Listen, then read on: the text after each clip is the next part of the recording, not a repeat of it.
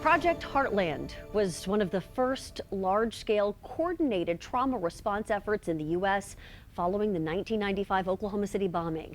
Now, as the people involved are looking back 30 years later, Fox 25's Jamison Kiefover has more on how they helped build a foundation to help Oklahomans.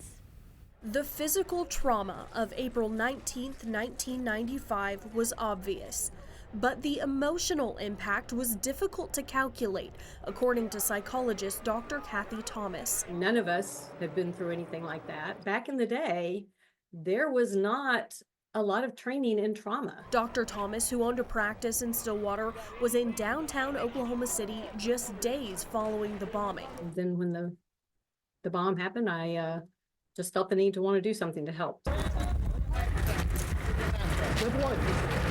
Going down there and realizing, kind of how crazy that was to think about these are human beings that are being exposed to this on a regular basis, but especially in a big event like that. And it's kind of crazy to think they wouldn't be impacted by that. Following the bombing, Project Heartland, the first large-scale trauma recovery program, was launched by the Oklahoma State Department of Mental Health with help from the federal government.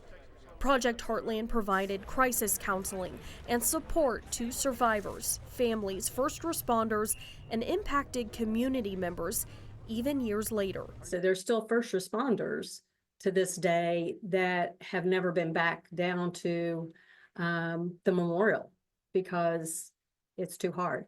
Project Heartland sparked the conversation about mental health needs of those on the front lines of tragedy and laid the foundation for how America responds to trauma and provides care after major tragedies like 9/11. So I introduced myself to a firefighter and said, "Hey, I'm from Oklahoma."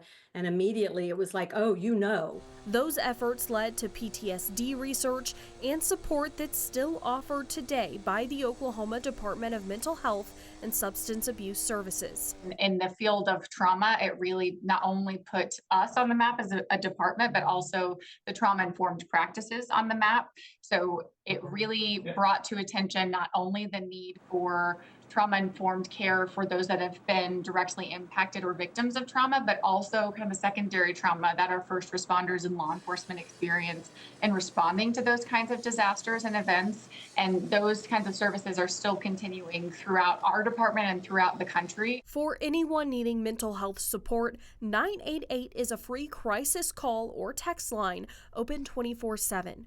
Grief and trauma therapy or counseling is available locally. Self-care through meditation or praying can also be helpful, and community support can offer a safe space. For Fox 25 News, I'm Jamison Kiefover.